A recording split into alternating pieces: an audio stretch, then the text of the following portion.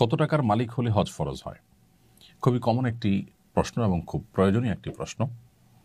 যদি কেউ তার জীবনে প্রাপ্তবয়স্ক হওয়ার পর কোনো বছর হজের মৌসুমে তার অবস্থান থেকে বাইতুল্লাহ গিয়ে হজ সম্পাদন করে আবার ফিরে আসার মতো সামর্থ্য যদি তার থাকে এবং এই সময়টুকুন তার পরিবারের ভরণপোষণ দিয়ে যাওয়ার মতো আর্থিক সঙ্গতি যদি তার থাকে, অর্থাৎ হজ করতে যাওয়া, হজের সময় সেখানকার খরচ খরচা করা এবং হজ করে আবার ফিরে আসার জন্য যে পরিমাণ অর্থকরীর প্রয়োজন সেটা যদি তার থাকে এবং এই সময়ের মধ্যে তার পরিবারের ভরণ পোষণের ব্যবস্থা করার মতো আর্থিক সঙ্গতি যদি তার থাকে, তাহলে তার উপর হজ ফরজ হয়ে যায়। আর যদি কারোর এইটা না থাকে তাহলে সেক্ষেত্রে তার উপর হজ ফরজ হবে না। এখন এটা নির্ভর করবে আপনি কোথায় অবস্থান করছেন।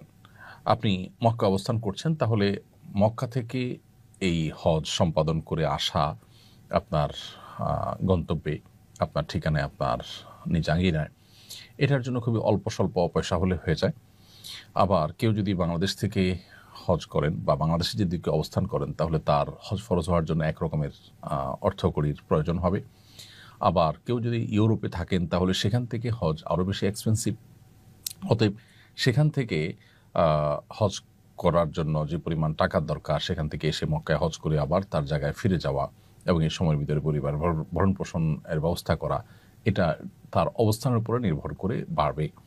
অতএব হজ ঠিক কত টাকা হলে ফরজ হয়, এটা জাকাতের মতো নির্ধারিত কোনো অ্যামাউন্ট নেই যে এই টাকা হলে হজ ফরজ হয়। এটা নির্ভর করে ব্যক্তির অবস্থান থেকে বাইতুল্লাহ গিয়ে হজ করে আসার মতো সামর্থ্য তার আছে কিনা। যদি থাকে তাহলে তারপরে হজ ফরজ হয়ে যাবে। জীবনের কোনো বছর যদি এমন হয় যে হজ করার মতো সামর্থ্য আমার ছিল, ধরুন আজ থেকে 7-8 বছর আগে বাংলাদেশ থেকে 2 থেকে 2.5 লাখ কিংবা 3 লাখ টাকার মধ্যে হজ করে আসা যেত, তখন আপনার কাছে টাকাটা ছিল, আপনি হজ করেননি। এখন হজ এক্সপেন্সিভ হয়ে গেছে, 7 লাখ 8 লাখ টাকার প্রয়োজন হয় বাংলাদেশ থেকে হজ করার জন্য।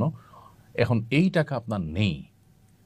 অতএব যদি আপনি মনে করেন যে আমার তো 7-8 লাখ টাকার সামর্থ্য নেই, অতএব আমি হজ তো আমার উপর ফরজ নয়, আমি হজ তো করবো না, না করলে চলবে, এরকমটি বলার কোনো সুযোগ থাকবে না। কারণ আপনার উপর হজ ফরজ হয়েছিল, তখন আপনি করেননি। সো এখন 8 লাখ 10 লাখ 15 লাখ যে টাকাই লাগুক, সেটা অ্যারেঞ্জ করে আপনার ফরজ আদায় করতে হবে, কারণ আপনি সেটাকে বিলম্ব করেছেন। আল্লাহ সুবহানাহু ওয়া তাআলা কোরআনে কারিমে বলেছেন, ওয়ালিল্লাহি আলান নাসি হিজ্জুল বাইতি মান ইসতাতা ইলাইহি সাবিলা। মানুষের কাছে আল্লাহর পাওনা হয়ে যায়, যদি তার সামর্থ্য থাকে বাইতুল্লাহ গিয়ে হজ করার, সে যেন হজ করে। এই হজ করাটা এটা মানুষের কাছে আল্লাহর পাওনা হয়ে যায়। অন্যান্য ফরজ বিধানের ক্ষেত্রে আল্লাহ তাআলা পুরস্কার বলেছেন, কুতিবা আলাইকুমুস সিয়াম, তোমাদের উপর সিয়াম ফরজ করা হয়েছে, আকিমুস সালাহ ওয়া আতুজ যাকাত, তোমরা সালাত কায়েম করো, যাকাত আদায় করো। কিন্তু হজের ক্ষেত্রে আল্লাহ রাব্বুল আলামিন একটু ভিন্ন ভঙ্গিতে আমাদেরকে হজের ফরজ হওয়ার বিধানটি জানিয়েছেন। অর্থাৎ আল্লাহ বলেছেন যে কারোর সামর্থ্য যদি থাকে বাইতুল্লাহ গিয়ে নিজ গন্তব্যে আবার ফিরে আসার হজের মৌসুমে, তাহলে তার জন্য হজ করাটা এটা আল্লাহর অধিকারে পরিণত হয়, এটা আল্লাহর পাওনায় প্রাপ্যে পরিণত হয়। তার মানে এটা একটা প্রেমময় ইবাদত।